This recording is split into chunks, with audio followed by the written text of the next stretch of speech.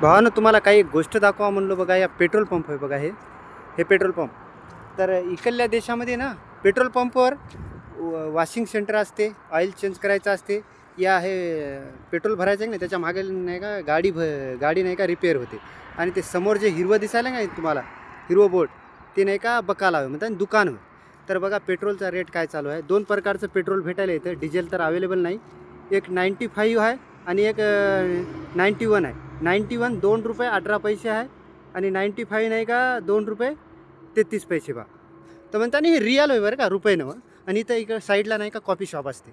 तर आपल्या इकडले जे पेट्रोल पंपवाले असतात ना माणसं, त्याला त्यांच्यासाठी ही चांगली गोष्ट आहे. असं पण आपल्या इकडं पण करू शकता.